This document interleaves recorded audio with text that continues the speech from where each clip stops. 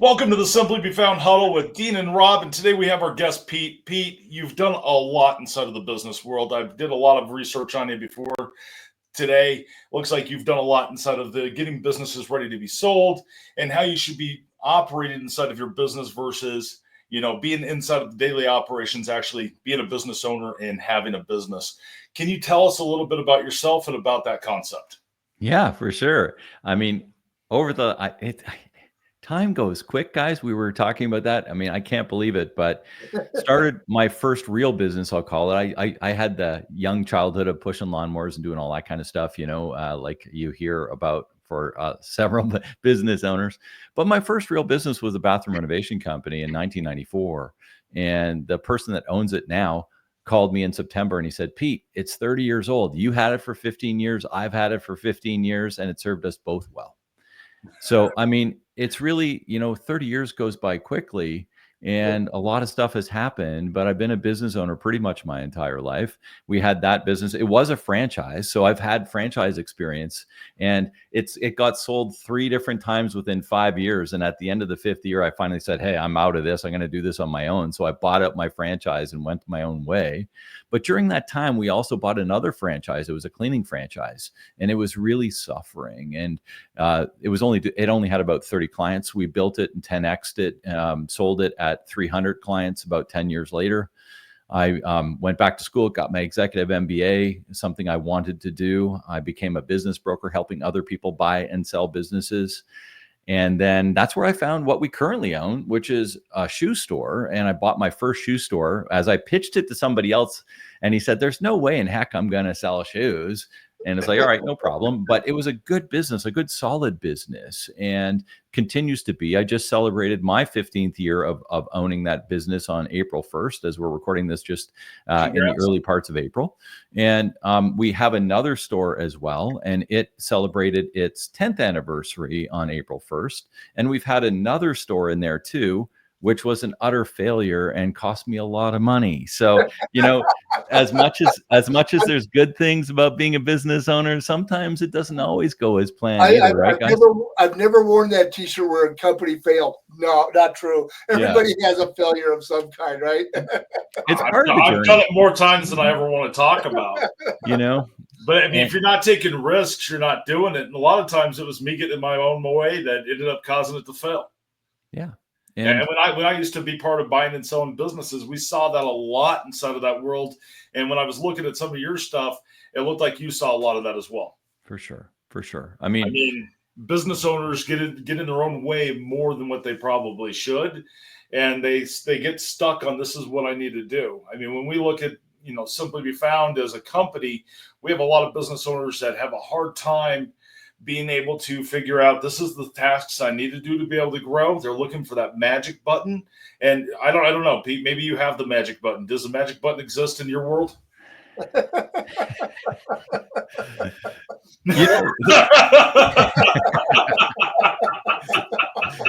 It's interesting. I haven't found it yet. I was hoping you had it over there. Robert, I always wanted the magic button. I wanted that.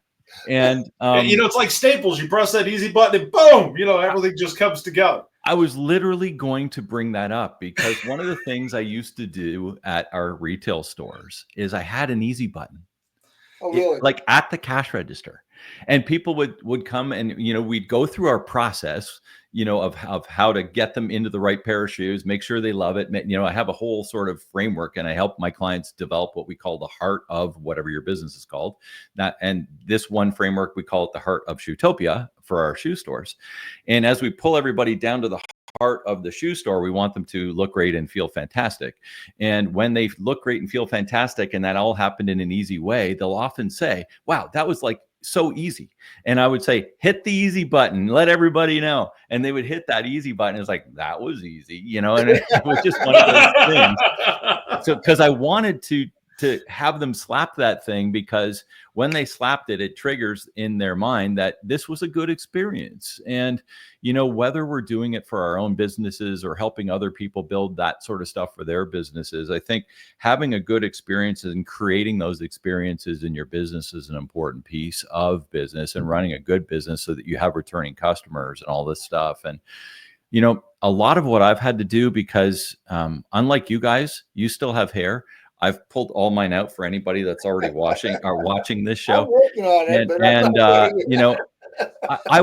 What I do is I like to try, and my business is called Simplifying Entrepreneurship, because I'm trying to help other people get the craziness out of their head and into some sort of frameworks that makes it easier for them.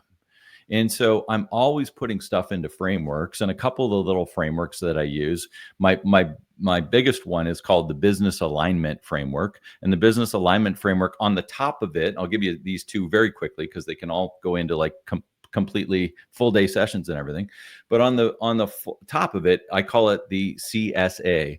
And the CSA is, as a leader, these are the things you need to always be working on: your communication skills and strategies, internally and externally; your structure, which is how is everything aligned in your business? Do you even have an accountability chart? Like, does everybody know what the structure of decision making is in your business? And then A is for the accountability. So many small to medium sized business owners will give somebody a title, but don't actually transfer the accountability. It's a real problem. They don't. And that's where they can't do a vacation. They can't go do any of this stuff because they have to be inside of it. Now, there's certain business models you can get away with being a part of all that, as long as you have a good structure and a lot of framework and process there. We kind of go against the grain for Simply Be Found. Dean and I handle 100% of the support that comes through, but we couldn't do that if it wasn't for the team that's behind us, and we couldn't do it if it wasn't for all the AI tools that are now out there and all of that side. But it allows us to work directly with those business owners, which means we can spend, for how we have the system set up, maybe an hour a day to be able to go through and make sure the support tickets are taken care of. And we know they're taken care of right because we're the ones doing them, which is kind of that easy piece to do it, but we have that team behind us to be able to make that happen. And if you're talking about a lot of, retail shops, or even if you're getting into the home services area, you can't do that kind of piece. So you have to have the right people in those spots. So when you were setting those frameworks up, like for, say, home services, like you've done in your past, what was your technique there? I'm curious. So I told you the leadership one. So that's really for the business owner. The next piece of the puzzle, which I wrote a little book on, and my podcast has been largely sort of centered around, are called the 6 Ps. When I wrote the book, it was 5 Ps, but we added another one. So I'm going to give you that layout because it is the operational structure, in my opinion. And very quickly, kind of go through them because, like I said, everything can be broken down into depth and detail. But it all starts, it's the bedrock, it's the foundation with your promise. And your promise is not your guiding principles. It's not your mission. It's not your vision. Those are all internal, all worthy, and you still need to do your work there. But what I'm talking about is your promise. And your promise is what you shout out on top of the mountain. This is what I do. This is what I can do for you. And this is how you're going to have a better life. So first of all, what's your client's problem? Secondly, how do you uniquely solve it? And thirdly, how do they have a better life at the end of using your service? Because one thing's for sure, people only put their money down when they see a better life. So if you can't clearly communicate the better life of your services and all of the things, your goods, your products, it's not going to happen. So that's the bedrock. And then we need to align the next 3 Ps, which are your product, or if you're a service business, your service, to your process, which I know we talk a lot about on this show. 3, your people. And I break down people into 3, which is your ideal client, your ideal teammate, and your ideal outsourced suppliers that helps and is aligned to deliver your promise. When we have that alignment of that middle pack, here's the other P that I've added because it always comes in the conversation. We need to promote it properly. And when we do that, we get to the final one, which everybody wants, which is profit. And profit is the piece that we're going to start digging into and align it so that we're exit ready in our business. We can start hiring other people. Once we get to that profitability, now as a business owner, we can actually start looking at the stuff and saying, what am I going to do with it? Am I going to reinvest? Am I going to expand? Am I going to take money out? Am I going to buy something else? Am I going to build, because one thing is for sure, and you guys I'm sure will agree, that you can't separate your life and your business. As much as people talk about it all the time, business owners, your life and You your mean business that work-life hand in hand, balance? What is right? work-life balance? It's work, I mean, and then you have life with it, kind of thing. Yeah, Our lives are part, like our businesses are part of our lives as entrepreneurs. exactly. So well, I mean, even if you take a vacation, you're still going to think about your business. So being hands off on your business doesn't mean you're not thinking about your business. It I'll give you also a prime doesn't. example, Robert. I mean, I took the between middle of February to middle of March off. I didn't like I practice what I preach, and I didn't have one call from my stores. I didn't have one text from my stores. I didn't have one email from my stores. Everything was done while I was gone. And when I came, it doesn't mean I wasn't thinking about it when I was gone, but the concept was that I need to be exit ready for this business at any given time. And this was a test. So I was actually testing our process, testing our people, testing Yep. our product, testing all of those things, that when you put those 6 P's into every lens of whenever you have a meeting and whatever your meeting structure is and whatever decisions you're making, you're thinking about the 6 P's. Does it tie back to the promise? Is the product aligned? Is the process aligned? Are the people aligned? Can I promote this? Can I communicate it? Do I have the structure and accountability to make everything happen so I can have the right amount of profit? It's a model that you can generally just plug and play into any business, whether it's a service business, a retail business, manufacturing, it doesn't matter. It's a way of doing business and understanding how you can get your business to be exit ready, whether you want to exit 1 year, 5 years, 20 years, it doesn't matter. But it's now at the point where it can actually be self-sustaining if you want it to be, and you can work in the business where you want to and when you're best serving it. Well, I think that's an important piece, and I think it's important to do those small tests to know what can actually happen while we're not inside of the scenes. Because if you are looking at going through and you're planning on doing your exit strategy, that's a very important piece to have in there, and I agree with it.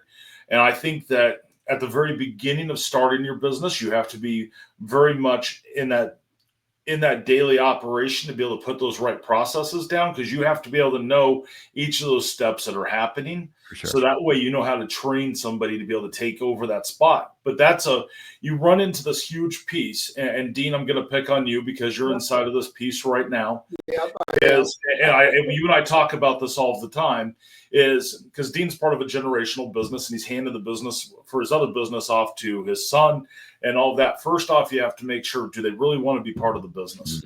Yeah. Don't get them all ready to go and not ask that question, because they might just be there because it's an easy job to do and you've babied them the whole entire way, because I've seen that multiple times in my career. And Dean, I'm not saying you did that. Okay, thank you. I appreciate that. so I don't want you to think I'm going that way, because I'm not going that way for you. But you have to, for one, have that conversation. For two, you have to let them fail. Because if you don't let them fail, or whoever's going to be taking over any operation, doesn't matter if they're your kid, if they're a family member, if they're somebody you hired for that position, they have to fail and be able to learn how to fix it. Because if something goes wrong and they can't come to you while you're not there, they have to know what to do. Yeah. Now, but that's a very critical spot, because you also don't want to crash your entire business and lose all your money that you put into it, because now you just created a huge mess for yourself. So how do you, when you're going through and you're coaching, how do you go through and coach for that? Well, I mean, I coach a lot of business owners that are, I don't do a lot of startup stuff, Robert, anymore. It's when they get to the point where they're at their sort of glass ceiling and they don't know what to do. And sometimes they even want out of the business because they don't know how to take that net. Like, that's kind of my happy zone when it's like, all right, let's go. But when we're talking about family transfer, because one of the big pieces of the puzzle for me is family transfer. I literally run a group with the National Shoe Retailers Association of America that's called Next Gen. And I do all sorts of work with next generation all the time. And it's a big piece of family transfer for me as a certified exit planner, is working with family businesses that are transferring. I've got several of them that I'm working with right now. It's not easy. There's business stuff we got to tackle, but there's family stuff we got to tackle. In some of the cases, some of these businesses are a fifth generation. Like I'm dealing with one right now, transferring from the fourth to the fifth generation. It's 175 years in business. And the current generation, 71, 68, and 66. And they're going to transfer to the next generation. But the way their buy-sell agreement was set up was very poor. And they can't even really exit right now themselves as far as allocating shares to next generation. There's just a whole bunch of stuff there where, sometimes they're not even talking to each other internally. And that's from a family perspective. So if we're not talking with each other as a family perspective, how are we actually getting shit done? Excuse my language, but how are we actually getting shit done on the business side that we all are making our money from? And all of these things are part of this sort of arrangement here, because ultimately, there is going to be a transfer. There's one thing for sure, and this is for every business owner listening. It's there's a lot of uncertainty right now in the world. There's one thing for sure. You will exit your business one day. It's either going to fail, it's going to be sold, or you're going to sell the debt in some kind of way. Or you're just going to die.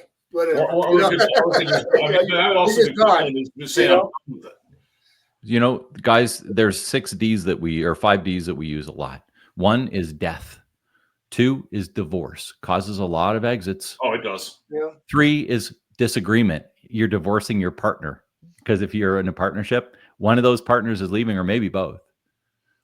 1 is disability. Disability affects a lot. And I'm talking to you, the listener. You probably know someone who's been stricken with cancer. You probably know someone who had a heart attack. You probably know someone who literally got hit by the bus, and whatever that bus was had to be out of their business for 3 to 6 months. Did that cause the problems? This happens, guys. This happens to 1 in 2 business owners in North America. Wow. Where they're exiting their business not because they want to and they've planned to. They're exiting their business because they've had to. Yeah, I've seen that a lot too. I mean, so if your business isn't exit ready and you're leaving value on the table. And now they can't. And now they built this thing and it ends up dying off because they didn't have anything in place to be able to get it done. And they didn't have the structures to be able to do it. Yeah, Rob, so often it's their biggest it's the biggest investment that they have in their portfolio. They know what their house is worth. They know what their stocks are worth. They know what their bank account says, but they don't even know what their business is worth and how to actually change that valuation so that it's bringing the value of the 20 or 30 or 50 years that they've worked in the business. They don't get that until it's too late. It's like, you should have started this journey at the beginning, not at the end. And that's one of my big messages. It's like, I do work with people at the end, of course, but at the same time, for the person that's saying, well, I don't want to exit my business for another 10 years, it doesn't matter. Your business always has to be exit ready, always. Because if you are one of those 2 people, then you're going to maximize that value. And that value is going to go to the people that you love, or go to you when you're feeling better, or when all these other things. That's what we need to do. We buy insurance for these days. Why aren't we insuring our own companies with setting up these systems that allow it to run without you? Exactly. Well, if you don't have those systems in place, you'll be in trouble. Right. So, when you're talking about people that have staff and other things, what do you do? How do you recommend that to the solopreneur or the single business owner? What kind of strategies do you offer to them, or do you get into that realm much? I do. I consider solopreneurs more of a practice than a business. So I do work more with business owners that, in that say, and practices are a little bit different. If you're selling a book of insurance, or you're selling a book, your law book, or whatever the case is, there's definitely ways to transfer that. But those people are generally selling their time. And if they aren't working, there is no income coming in. Right. So what we're talking about here is really more in lines with, businesses that are operating. There's other people involved. There's things around there. What can you do to build your practice? There's a ton of stuff you can do to build your practice. And if that's what you want, but then it usually ends up becoming, I got to hire some more people here so that I can get out of that daily hour, $200 an hour or $500 an hour, whatever you charge, and have somebody else do that. And I mean, there's virtual VAs, there's all sorts of automations, there's all sorts of things that you can do to clean up. And I love AI and all that stuff. That's another whole conversation, another podcast on its own. But it's changed the whole landscape. It has, and it's going to continue. And the idea here, it's like, hey, listen, if you still have a fax machine sitting on your table and you're, this kind of stuff, it's like, you have to be moving ahead with this kind of thing. And if you don't love technology, I'm talking to you, the listener, if you don't love technology, and if you don't love what's happening with AI, and you don't love what's going on in the back end of things, that's okay. But you need to surround yourself with somebody that does know. And you need to surround yourself with someone who can help you through this, help your business through this, help your clients through this, so that they can poise you in a position that's effective, efficient, and ready to roll. And you don't necessarily, Ben Hardy and Dan Sullivan wrote a book several years ago called Who Not How. You don't necessarily have to know how to do all this stuff. You just need to know who can do it for you, because one thing's for sure, it's not going away. So if you don't jump on that, you're still working on a fax machine from 1994, you're going to be bypassed. That's a problem. You're losing all the value in your business then. It's funny, Pete. We were joking right before I went on vacation a week ago. We were just having this conversation. I was like, maybe we need to do a marketing campaign that's to fax machines. Remember old fax machine marketing? Because I think there's still a lot of people who have a fax machine sitting there. No one's hitting that market. And I was like, I haven't thought about this in years. But, Robert, it was leading edge when I bought my franchise, back then. I had a Brother fax machine. This thing was like leading edge, because what it would do is when you phoned into that thing, it would actually phone out and leave the message directly to my pager. And it's like my pager, right? And I'm thinking, like, this is leading edge, baby. I'm getting it. I'm riding my truck going out to look at my next bathroom, and I got paged. So then I call my fax machine back, and I'd get my message, right? That was the new technology. But before that, you called into your answer machine, and you had that little device that you played the recording that told it was you, and then it would let you listen to your messages. I know. And then I went, a year or two later, I got a message company that was actually answering live. It would go directly to an operator. The operator would say, good morning, Surface Medic. How can I help you? And then I got my essentially what we call a text now, but it was onto your pager at that time. You could read the message. Right. So, but these things, we look back at that now and say, like, that is just so ridiculous. And some of our listeners here may not have even seen a curled up fax paper ever before. Right. No, they're probably thinking to themselves right now, why didn't they just send a text? And text did not exist at that time. That was the very beginning of text messaging. So the point of the thing here is that, we don't use that technology anymore, and that was bypassed. And if you don't jump on with AI, and if you don't jump on to all of this other stuff, and there are people out there that don't use cell phones, and there are people that do this sort of thing, but ultimately you don't have to be the person to lead the charge in your organization to do this. You just need to have somebody who's smart, understands it, and can help you through these things so that everything is being done for you. And then, that's what I call living in your love it zone in your business. And I try and help my clients always be working in their love it zone, because working as business owners, and you said it, Robert, when we're starting those startup days, it's like, get in there. You're going to work your 70, 80 hours a week. You're going to do it every day for 3 years. And you're going to be like making every decision and doing all this stuff. And that's part of startup. That's normal. It is. It's no different than if you pivot your business and go a different direction. You have to be ground on the feet, because you have to understand all of that, because really you are the heart of the business at that point. But then you need to be able to start stepping back. Yeah. And I think the thing where I come in a lot of cases, it's like, okay, I don't have another hour in the day. I haven't seen my family. I haven't taken a vacation. I haven't done maybe I have more money now, but the life isn't turning out the way I wanted it to necessarily when I look back at the last few years, and I got to do something about it. And so from that side point, it's like, all right, let's get in here and start working through this and start aligning and assigning your communication structure and accountability so that we have other people in the, let's set up these 6 Ps. Let's set up the meeting structure. Let's set up everything so that we actually have an operating system here that's going to take you out of that. Because my goal is I want to get business owners typically are smart people. They Yes. get it. And they do have that sort of full vision of the business and all this kind of stuff. But ultimately, you just can't do it all. And we end up tending to do the stuff that we're best at. But that doesn't mean we actually like it. I'll use a prime example. I have 2 business degrees. I'm pretty good at accounting. I hate accounting. Hate it.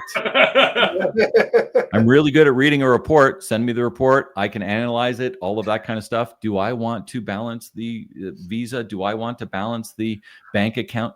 Absolutely not. And I haven't in 28 years probably.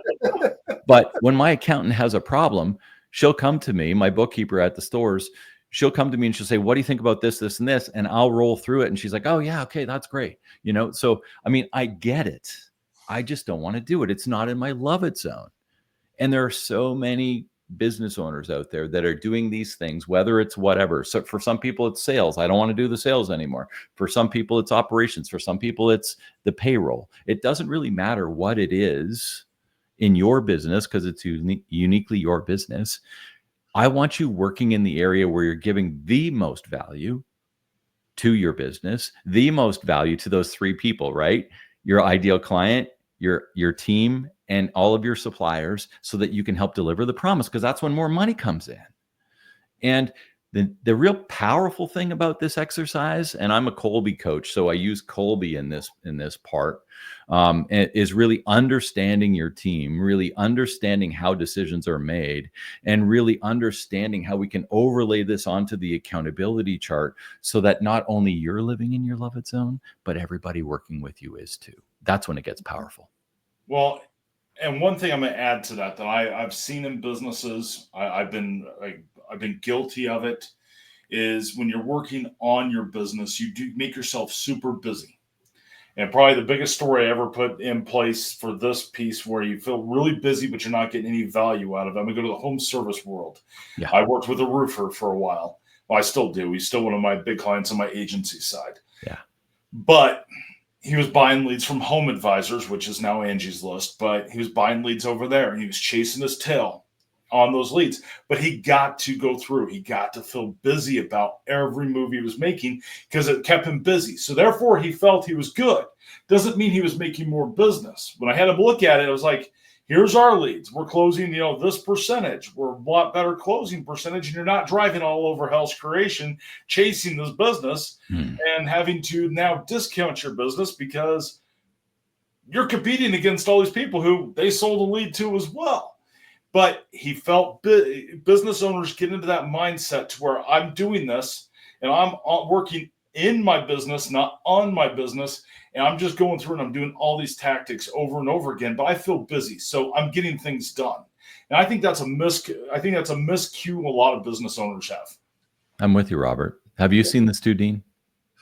What's that? Have you seen that too? You caught me off guard again. Yeah, quit laughing at me. I said you're thinking about okay. Are you getting too old? You're falling asleep over there? Yeah. I mean, I'm trying to figure out what to say. I thought I was in church, guys. So I was like, I'm listening to the sermon, but I'm not listening. No, but come on, I'm already. You can't be off your game too, Dean, because I've already repositioned my camera. I'm trying to figure out my position for this, and I feel really awkward right now. So you got to be at least in your zone. But I agree with you though. I mean, business owners like to see things. I call it the task list or the to-do list for the day. They like to check things off and say, I did this, this, and this. And sometimes it benefits them to do that. Sometimes it's just busy work and they're not doing the things to make their business grow. And it goes down to the person. I use the acronym at the end of my on my other business, head janitor, and Rob does it too, because we have to clean up all the crap all the time. So, but the thing is you have to do some of the problem solving, but you got to grow the business. You just can't just do the here's today's checklist and go through it, So is that, I certainly can associate with the head janitor. I mean, guys, I had a cleaning business for 10 years. I have cleaned more urinals, sinks, and toilets than you could ever imagine. And that's what I did in my youth, though. I was a janitor in my youth, so I know all about that fun job. Yeah. Here's an interesting parallel. Go ahead, Robert. The problem for that business, for the whole janitorial thing, is you're constantly having to go into the business and work on it because people don't show up. Yeah. And now you have to clean up all the shit, literally. Yeah. And, just as a little sidebar here, and I won't keep it long because it's off topic, but it is interesting. One of because we can put it back, we're all business coaches here. And so, and we have to see this stuff in order to help our clients through, right? So what we did, one of my very favorite selling tools was a little compact mirror about the size of half of a phone. For those of you who are listening instead of watching, I've got my phone up. I would literally take this compact mirror into the bathroom with me and take it underneath the lips of the toilet, flip up the toilet seat and underneath the lips of the toilet. And I had a light on it too, just like your flashlight on your phone. And so it would like shine up. And if I ever got, especially the ladies that I was presenting to, and they're, I don't even want to see it. I don't even want to see it. Like, how much does this cost? Because they knew we were going to take care of it, right? And so how are we phrasing, how are we digging into these issues within our own businesses? What's the scope we're using? What's the lens we're using so that we can see the crud that needs to be cleaned up? Because it needs to be cleaned up. It needs to be sanitized. It needs to be sparkly clean. That's part of being exit ready. That's part of having everything presented properly for all of your 3 people. That's part of having the process ready. So this is how we clean the toilet. This is what we do every week in our own businesses.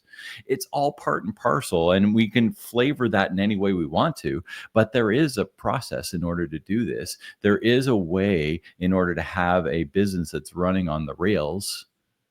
And I think that's when you get that, and by the way, it's never perfect. We're always trying to work on it, but we need to get it as far as we can at any given time so that we're building this value, not only for our own lives, so that here's another line I use a lot. We get into business so that we have a better life. And if you're always propping up your business like Atlas holding the big globe, if you're that one who's doing that for your business all the time, that's a problem, because your business is supposed to prop up your life, the life that you want to live as a business owner. Well said. Yep. I agree 100%. And I think it's one of those big pieces inside of every business. Having those processes are going to make and break your business at the end of the day. Now, I mean, I've thought about that for our business and how much we do for, Dean and myself being the face of the company, doing the podcast, doing all that. How are we going to go through and do that sale at the very end? And I was talking to my mentors about that I've talked to one of them on my vacation because we met up for lunch, but we were talking about that piece. And he goes, well, it's simple. You stay on for a little bit and then somebody else takes over your role.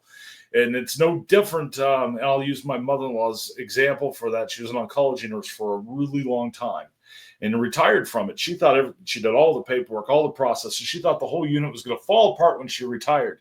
And it was heartbreaking to her when it continued. They almost deleted all of her shit for a lot of it and was like, oh. And she's like, oh my God. I'm like, you're not that important. And business owners aren't that important either. People are buying a product from you. They're buying a service. And it depends on the type of business. You might only see that person once in a lifetime, and they don't even know who you are and don't really care. You just happen to sell them inside of that piece. So when you're doing that piece, even if you have that video piece or have that, it's no different than having a salesperson inside of the piece, because they're the face of the company. They're the person that's putting out all the outreach, but it could be replaced. It'd be like Flo from what is it, Progressive leaving. Well, it's just a new face. It might seem awkward and go, where'd she come for a couple of weeks, but then it goes away because people aren't paying that close of attention as much as we think as business owners they are. Do you agree? I do. I was hoping you disagree with me. I'm just going to disagree because I want to disagree and play the devil's advocate. But no, but the self-reflection for business owners is so important to understand where they're at and where they're going to go with things. I think that my place will fall apart, and so everybody's trying to get me to retire from my other business. And my joke is, "Are you retired yet?" I said, "No, I'm just tired." But I haven't got yet. Just tired. I'm just tired. But no, but the thing is I try to step away and more and more and more, just to make sure that the systems are in place. Like you said, if you don't know what's going to operate without you, you're never going to know. But it gets really hard though, and you see something going on, you're going, "That's not how I would handle it." And you got to learn that things change too, because I'm not allowed to quote anymore because they go, "Your brain's still the 1990s, Dad."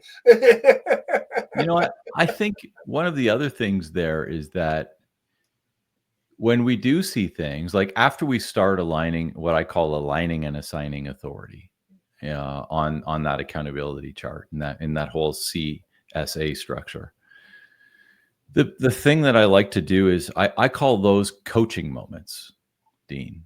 And so we have a process set up in place, and it covers 90% of everything. It's that other 10%, which is sort of managerial discretion. And from your perspective in your business, it's like there's that 10% that isn't really covered in the process, that doesn't actually have a detailed checklist on. But now, if instead of you injecting 100% of the time, you're only injecting that 10% of the time with the coaching moments, so it clarifies and you're communicating the clarity around the process and the promise, and you're saying, how does this tie back to our promise, and how does this tie ahead to our future profit? And this is why I think at this stage, if we were going to do something, here's how I'd coach you through that.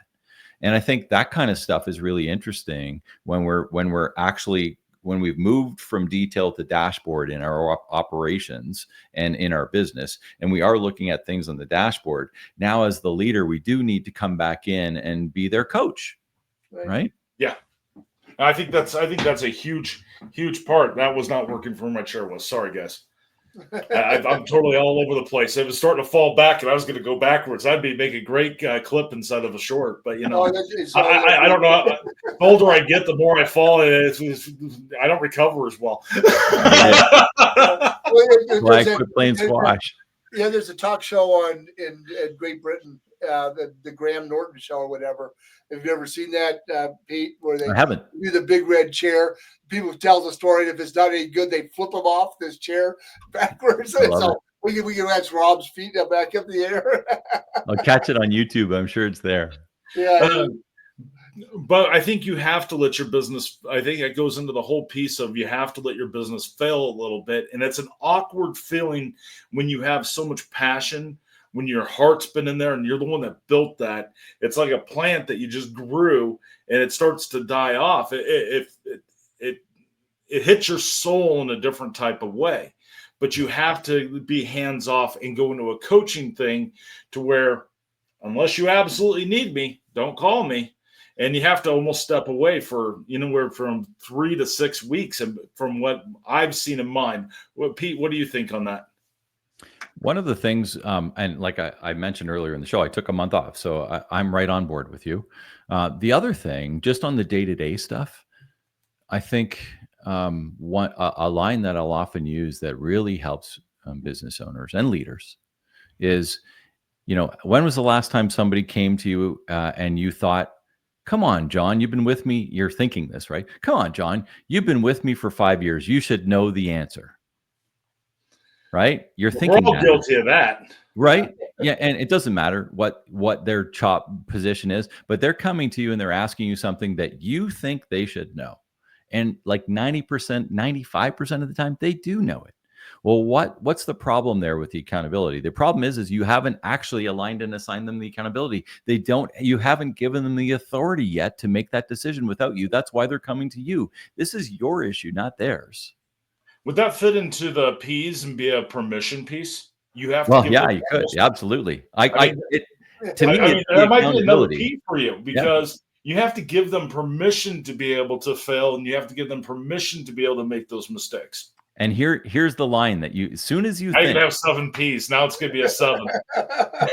As soon as you think, Rob, that you're thinking to yourself, God, this person should know what to do here. Like, what is this person coming to me for this for?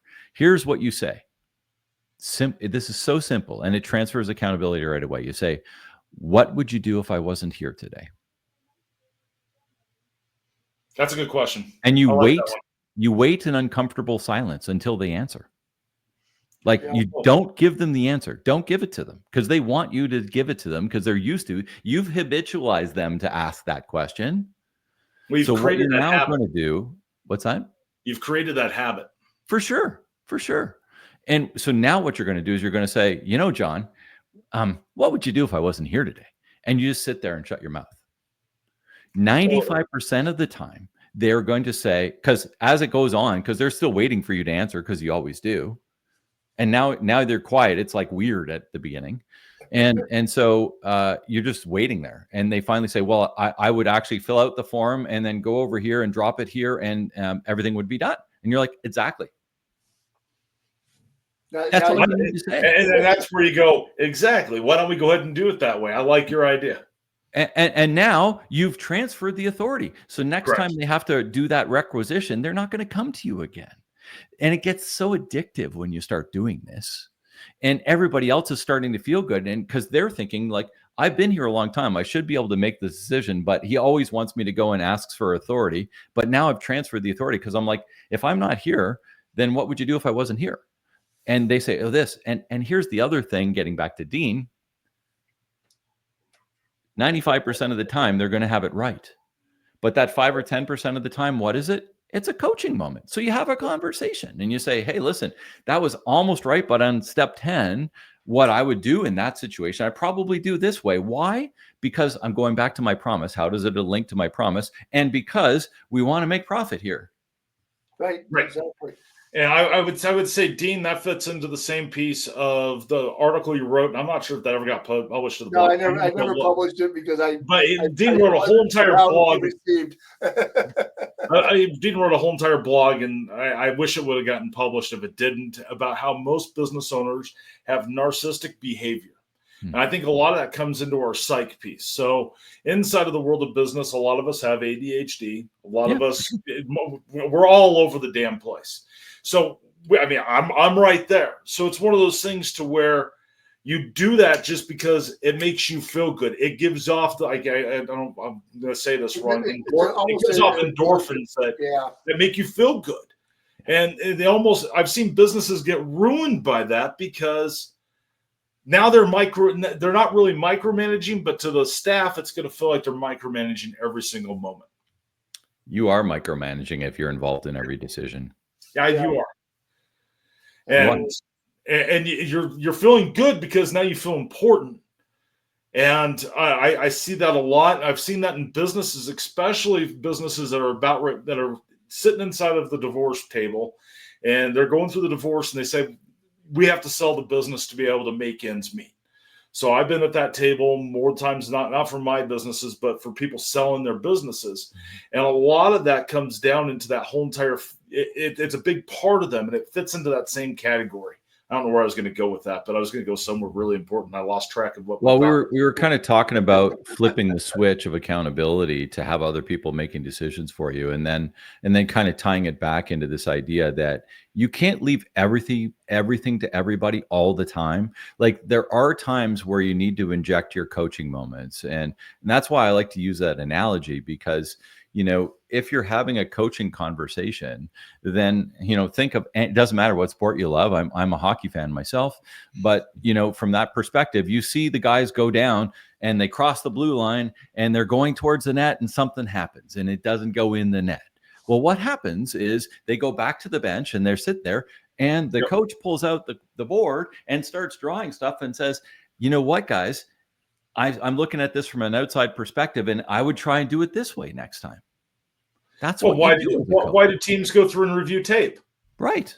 Right, exactly. Exactly. So our jobs mean- as the leaders here is really to communicate, add that structure, add that accountability, and coach within that so that our team can deliver the 6 Ps to our customer. When they deliver the 6 Ps and we can get the amount of profit, we can do what we want. And it's our choice as the business owner to start doing what we want to do with that money. Until you get to that money, which is that startup phase we talked about, you just got to get your head down. You just got to do it. You just got to do it. And we all know it who have been through it. I've founded businesses. It's like, you just got to get your head down and get it to that level. But after that, it's like, now what? Right? Well, I mean, it's one of those things to where you have to be able to go through and review that tape. You have to look at yourself. It's no different than when I go through and I coach, our team and go through and review it like it's a fresh set of eyes. Yeah. And go through and go, okay, this is where it is. And this is where it's going to be. Now, if it's important pieces and it's during a pivot, you're going to be more involved. There's going to be sections. Now, if you're a multi-generational business and you're going through and you're getting ready to do the sell, you have to make sure that oldest generation isn't coming in and everybody going, oh, we're going to have to listen to him because he's the oldest person in the room. And this is, the process there. Your staff has to understand where that role is and who they're reporting to, because that older person's going to go, well, God damn it, I've been doing this for 50 years. This is how we've always done it. Well, and things have changed. You can't do it that way anymore. Right. I mean, you have that whole entire mind piece there. And I think businesses, I think it's a normal struggle across all businesses. It is. 50 years ago was even before fax, Robert. That was before fax. I know. You had analog phones. You might have had to talk to an operator to get over to them. Exactly. Younger generations, you go, what the hell's an operator? So you remember the days when you could be on the internet, but nobody else could use the phone net while you were on the internet? Yeah, for sure. And I also remember the days where I used to go to the bank when I was doing my deposits and get $10 worth of quarters all the time and keep them in my cup holder of my van so that I could stop at the payphone and make phone calls along my way. Yeah, exactly. So when I was growing up, my parents owned furniture stores and my grandparents owned furniture stores. We used to know exactly where you could pull up, and we loved the payphones. You could actually drive up to them. You even have to get out of the truck and you could get on there. And then the pager came out, and then you had micromanaging to a whole new level because they page you and go, where you at? Exactly. GPS what are you doing? Point you at what room of the house you're in, your guys are in. Are they actually there? Or are they off to McDonald's to buy their lunch, right? And then, then cell phones came into the picture. And when cell phones came into that picture, and micromanaging inside of that world even got worse because of that, because now they can make a phone call, and the cheaper that the cell phones got, the more that increased. And I think that technology is really good for businesses, but it's made it to where it's hard to disconnect from your business as well. You're seeing the emails, you can see the reports, you can see everything from your mobile phone for a lot of business owners. And I think it's not healthy in a lot of ways. I'm guilty of that. I agree. And so sort of another whole podcast, maybe we'll jump back on sometime, but it's this idea of moving from detail to dashboard. And, do you really need the detail that you're getting with all of these different things? Do you really need to know your open rate of every single email? Or would it be okay to know that once a week, I'm going to review the open rates of the 3 or 4 emails we sent out? Like these kind of things, like because the data is available, people drill down so much and so often, as opposed to really understanding how to use a dashboard. A dashboard is there to help you make decisions, and you don't need to have the minutia. Other people can look after that level of detail for you.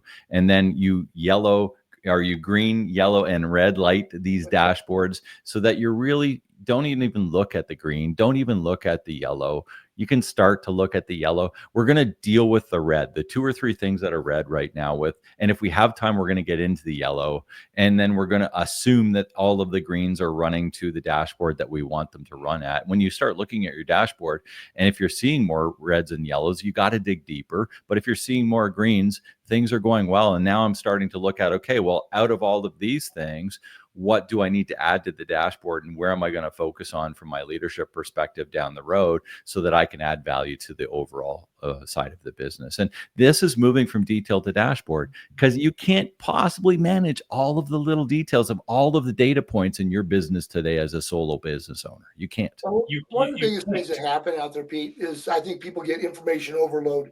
They're trying to get so much. I mean, and then that information becomes too much to process the things that are really necessary. You know, you might go, okay, I'm gonna look at the P&L. Oh, our sales are up this last month by 3%.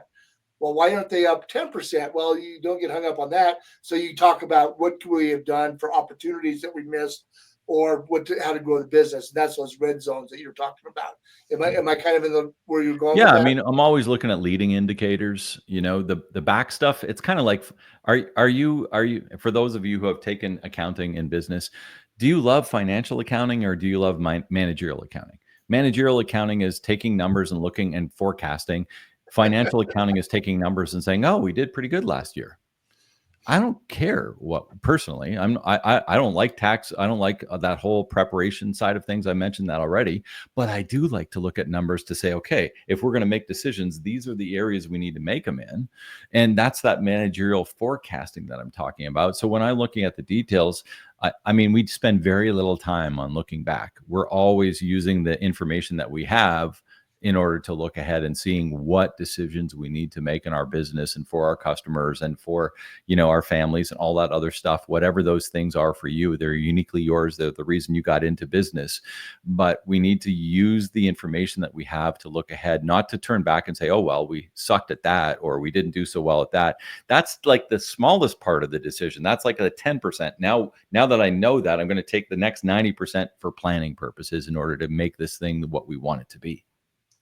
So when you're looking at reporting is not always 100% accurate. It doesn't always show the whole picture, especially when you're looking at marketing reporting. So if you're looking at those numbers, there's only so many numbers that can be pulled in there. So like if you're looking at voice search or any of that, there's no data points on that as of this point in time. But for example, I have my EAs, they go through and they come up with a report every single day. I get a screenshot. That report is more for them than it is me. And they probably don't even really realize it's for them. So that way they're keeping track of this is where everything is. This is where we're going. It puts it's that non-verbal, non-piece inside of the back of the mind. But if I want to look at it, I'll take a look at it. I'll look at it for about 5 seconds. I know exactly which numbers I want to look at.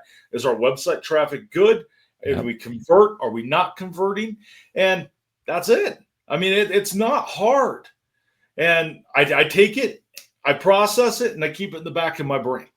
And do I overanalyze it? No, because you don't need to overanalyze it. It's the general numbers, because the numbers that most business owners give two shits about is going to be, did I make more money? I used to say, do you have more money in your bank account? And then a guy called me out on that and said, well, I was getting more money in my bank account, but my wife is spending it faster. So yeah, you're not right there. And I'm like, all right, I'm going to change that, because I can't help you keep it inside of your account. But you should be getting more sales. Are you getting more leads? Are you seeing indicators and knowing where things are going to shift? Because in the new digital world, things go a lot faster than what they ever have. And that's why having someone that's paying attention to those numbers is going to be super important. Love it. For that side. Because I mean, and it's going through, it's part of that whole training process, but you have to know what that is. Now, I might go through and I might look at those daily reports and I might go, okay, well, what were we yesterday? Or did they remember to change that date and that time? And did the numbers actually move? And are they paying attention to what it is there? Or do we have a coaching opportunity that we need to go through and we need to talk about?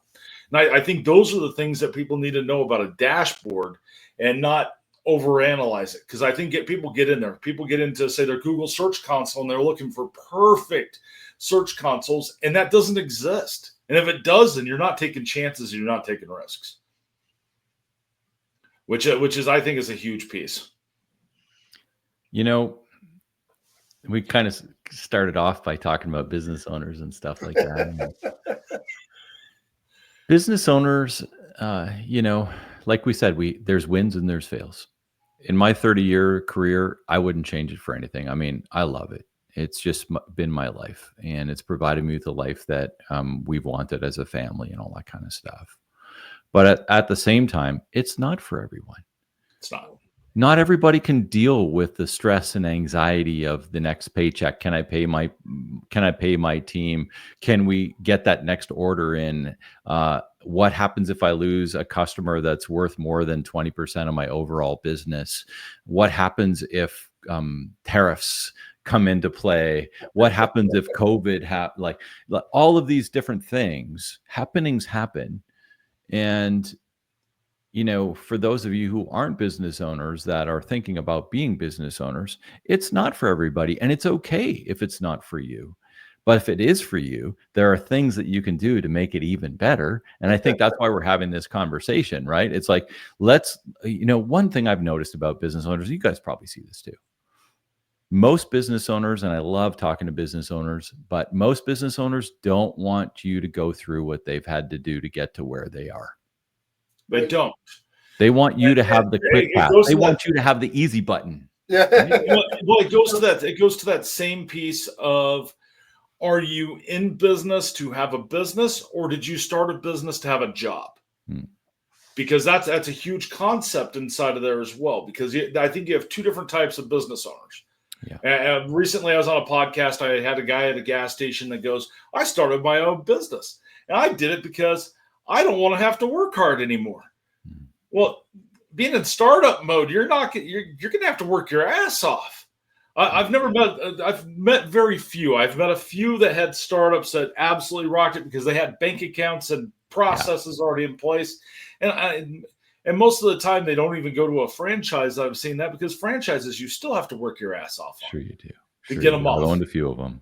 Yeah. So one of the things that happens, Pete, is you were talking about the exiting and being a small business owner. I remember going home and working till midnight every night, doing books, because we didn't have the computers that we have now, but you did invoicing or whatever you did at home. I'm at the end of 35 years of this one business now. It's what's defined me. And I think a lot of business owners, they get melancholy a little bit because that's what's defined them. People know you by that as well. As people that are getting like where I'm at in my career, I'm ready to start to exit, but now I'm starting to get a little melancholy about it. How do you help business owners overcome that process? Because you've seen, so I mean, talk about a loaded question, Dean. I know, but I've seen people that in their 40s that made these fantastic businesses. They killed themselves for 20. They started when they were 20, they got out when they were 40, and they sold the business, made all this money, and then they're going, now what? So that's that what defines you is, if business owners become their business, and that's what people recognize you. Oh, you're the coach guy that helps businesses, or you're the marketing guy, or you're the t-shirt guy, or whatever. You're the roofer. I think people, when you become part of that business community, it's really important, and it gives you a definition. But again, it's because your heart and soul's in your business. And Dean, I'm going to flip that back to you real quick. Okay. And I'm going to ask you the question: does it define to yourself more of who you are, or does it really define who you are to the world and the outside world? Do they really see it that way? Well, that's how people recognize me, and as I'm in a small community. When I first moved here, there was 1,200 people. Now we've got close to 40,000 people. I don't know everybody anymore, but people will still see me in the grocery store, whatever. Oh, you're the guy that does this. And it makes me feel good that they know who I am. But that's because I've done, I've created a promise. I've helped people solve a problem, and I've delivered on the goods. And so that's how people get to know you and your business, kind of thing, which is the first P of your series, I think getting back to your original question, I'm a business coach, not a personal therapist. Now,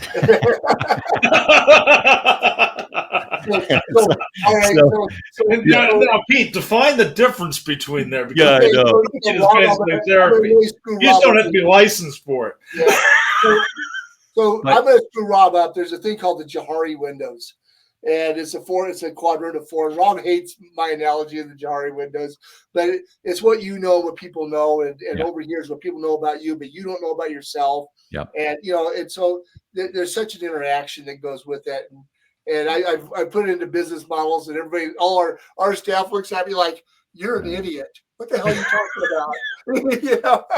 But for me, that's how I compartmentalize stuff, Here's another little model. It's called 3 legs of the stool, and it's part of my exit. As a certified exit planner, it's part of our exit planning model. But basically, the 3 legs of the stool are this, and this is for any of you business owners. 1, are you financially ready to exit your business? Have you actually talked to a certified financial planner? Have you actually run the numbers? Do you actually know what you need and what's involved? Do you actually know the cost of exiting your business? All of these things, right? So are you financially ready? Number 2 is, are you personally ready? Which is the biggest issue, right, Dean? As you laid it out. And number 3 is your business ready? Yep. Right? And we've talked mostly about, is your business ready? But that middle one there, are you ready? Well, Pete, your whole piece that comes into that, have you divided and have you separated your personal income, and are you paying yourself as an employee? Or is that all still tied to the business and you really don't know what you make and you just spend money out of the same account and just keep going through? But this is real for a lot of small business owners. It is. Robert. It's real. It is. And that's why we're having this conversation, right? Because it can't, you have to get into this stuff. Like, if we're talking about detail, you actually have to get into this detail level, right? And you have to partner with people like your financial advisor, like your lawyer, like your accountant, like a business coach, whatever the case is. Who are your group of advisors that are helping you through this journey? Because it's your journey and it's different for every single person, and that's okay. But just like anything, if you're going to go you can work on your car in your backyard, but if it's computerized and if it's whatever, a Mercedes, and you don't have all the tools for it, you better take it to the dealership because they actually can get in and get at it, right? And all you need to do is get this dang thing fixed. So the idea here is that you need to surround yourself with people that understand what's going on, who have been through it before, and who can help you through the journey, whatever that journey is. Because like you said, there's people who are 30 years old that have exited their business for 5 figures, 6 figures, 7 figures, 9 figures, and they don't know what to do. What's the next step? Well, that's part of the journey. And there's these other journeys too, but it's all your life. Yin and yang, we talked about it. It's all your life. And what I think most of these people who work as your advisors want to see you live and enjoy is a better life, whatever that life is for you. But understanding what that life is for you is a big piece. And especially for those business owners out there. And I know you work with a lot of service businesses, but a lot of service business owners out there, their name is on the shingle. Right. It is. I know. And it's like, hey, listen, if my kids don't actually want Smith's Plumbing, and Smith's Plumbing is now 20 trucks big and operating in X amount of bathrooms a year and doing all of this stuff, and we cover the tri-counties and we do all this other stuff, and there's no longer a Smith in Smith's County or Plumbing, what does that mean? And how, I've built Smith's Plumbing. And so there's this heritage and pride and all of this other stuff. It's hard to release because it's been our life's work. And if you sell it, chances are it's going to be rebranded and it's going to be repackaged into a whole new piece. And it will. Because it's no longer that. Just like if you say I'm Tri-County Electric, well, Tri-County Electric, and you go all the way over to this other side of the state, you're gonna lose out on that. That's part of building up your brand. And a lot of those things came from, and correct me if I'm wrong, on this, but I think a lot of those came from older, before 1980s were big pieces. And then 1980s came and you saw a whole trend in business names where people were trying to get to the top of the phone book, and we were bidding out for that. And we became AAA, ABC Plumbing, all that stuff. But a lot of that became because it used to be such a small index of people you were serving, and they all knew who the Smiths were. Yeah. And they knew they were the person to go to, but that's not the case anymore. The population has gotten so big, nobody knows who that person is. I mean, it's a small, I mean, yeah, certain people will, Yeah. but not everybody's going to know who that is. I mean, we're small town vendors, and you mentioned Dean. People know you as the face. Yeah. I'm still like, although I don't do a lot in the back end, and I rarely work the shoe store floors anymore. I'm still the face of ShoeTopia. People, I have a distinctive voice. People still like they hear me and they're like on the radio or on TV or whatever, or on social media, whatever. They know it's me, and I had a lady. I was working in the store not too long ago. I had a lady come into one of our stores, and she said, "Oh my gosh, you're actually here." And I said, "Yeah." And she goes, "I just thought you were an actor." I love it. And I'm like, "No, I can actually help you with your shoes." It's interesting, Dean, kind of getting back to saying you're recognized out there as the face. Well, I am too. And I get that. But from that perspective, I also understand that ShoeTopia has to live on when I'm not, because we hit it already. One day you will exit your business. Yes, So this isn't inevitable. And when anything that we can deal with in clarity around something that will happen someday, we can start planning and start making decisions, because it's the uncertainties where it gets very hard. And we're just always kind of laying out the pipe dreams of what if. Well, let's not deal with the what if. Let's assume that one day you will exit your business. So what am I going to start doing about it? And if exiting my business means that name might change and it's going to go to an owner that doesn't even live in my state or my province or whatever the case is, and there's going to be a different management structure, and maybe my kids aren't going to work in it anymore if they are, or my best friend isn't going to work in it anymore. Like, these are realities. These are things that are going to probably happen in a lot of cases. So let's start preparing for it. And sometimes that means like, hey, listen, if you've had somebody that's helped build your business for the last 30 years, a right-hand person, and they aren't ready to go at the same time you are, you treat them right and you give them a piece of the deal, even if they aren't an owner. And you have the conversation. I've seen a lot of businesses where it gets really awkward and where you really have to do a lot of therapy when you don't tell your right-hand person that you're about ready to sell, and you want to keep it this big, huge secret. And that's the wrong thing to do too. I've never seen that ever work out. It really depends on the business. I have seen it work out. Have you seen it work out? I've seen it unless they were selling the entire business, yeah, and it was going to a big firm and they were going to go repackage it and put it in there. But it's caused more drama along the way, I guess I would say. I've seen it work, but it's caused a lot more drama than it was probably worth doing. Yeah. So I think the switch there is probably somewhere in around the $2 to $3 million mark. So if they're doing $2 or $3 million worth of business and it's sort of at that level, I think you can expose. But underneath that, where it's really just owner driven, I think it's hard, because depending on, you could get into due diligence and the person backs out, and now everybody in your team is worried that you're going to sell it, and you might not have another chance to sell it for 2 more years, but all these people are starting to leave, all of the stuff starting to crumble because they know their jobs aren't potentially going to be there. So let me re-clarify. I mean, at the very end, when it already happened. When it's already hit the paper. That's fine. Because and then there was one business in particular. We showed up, and they're like, "What do you mean?"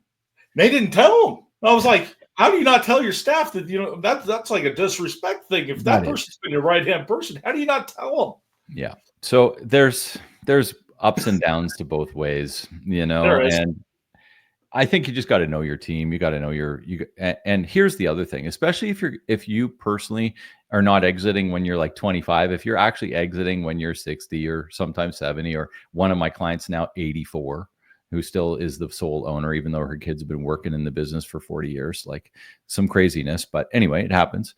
When everybody that works for you is already expecting that you're going to leave the business if you are moving on in age.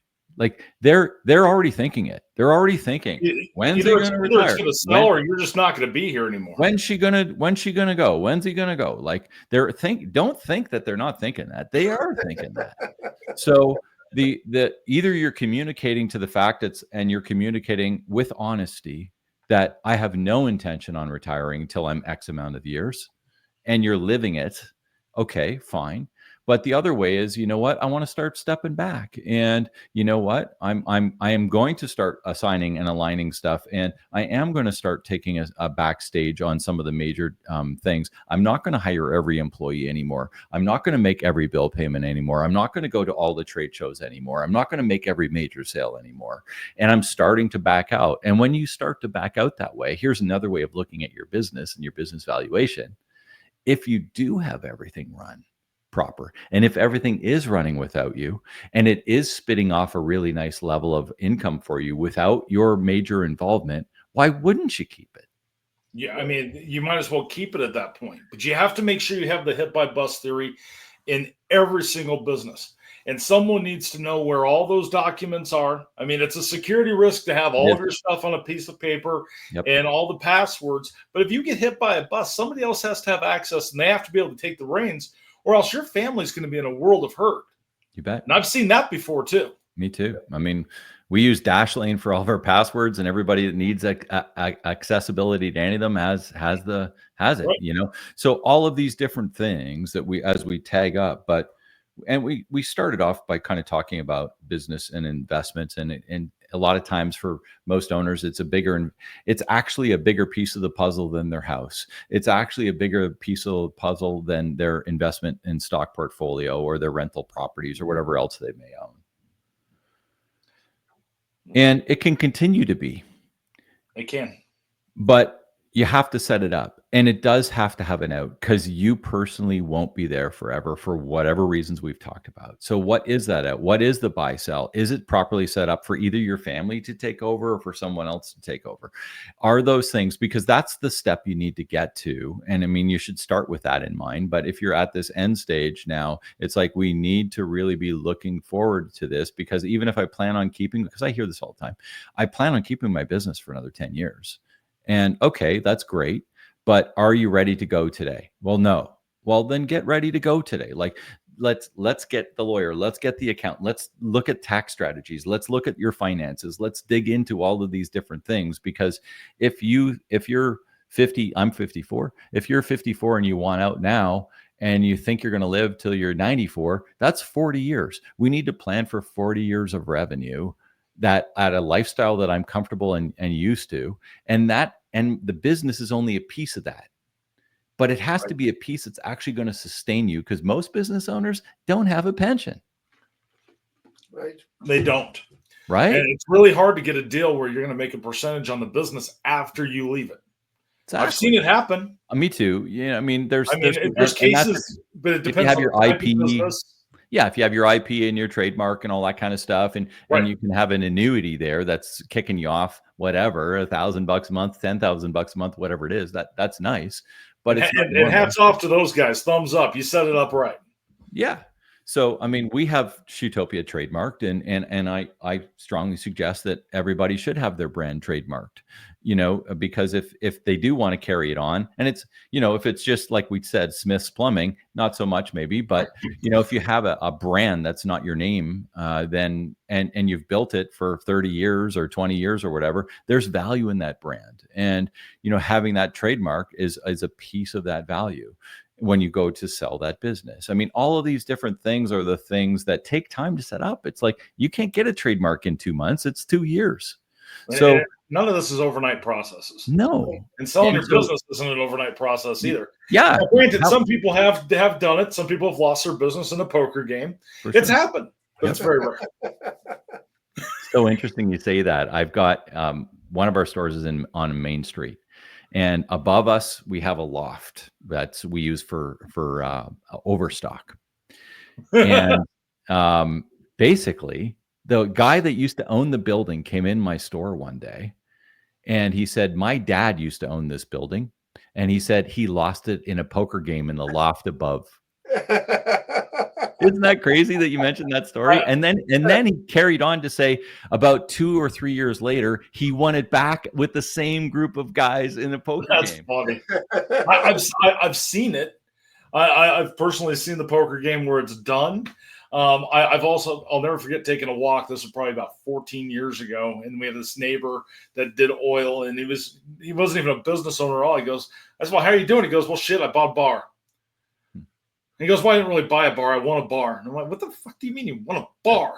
He goes, well, guy put his business he said, I'll put my business on this hand. And he goes, and I won. He goes, now I got to figure out what the hell I'm going to do with the bar. So crazy. It is, absolutely. I mean, there's so many different things. That's why variables are so different. Yeah. And that's why coming and getting the right coach, getting the right pieces, and putting all that in place is a huge piece.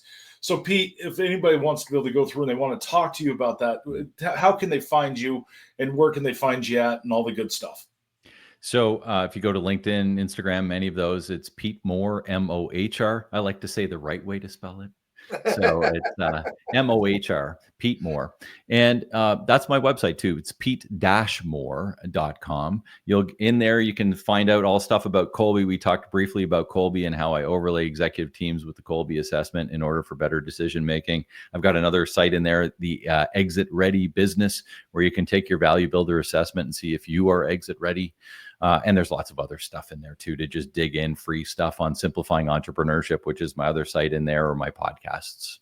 I'm going to give you a little plug too. I saw you have a book on Amazon as well. I do. Correct? Yes. Yeah, it's called The Business Owner Breakthrough, which is all around the 5 Ps.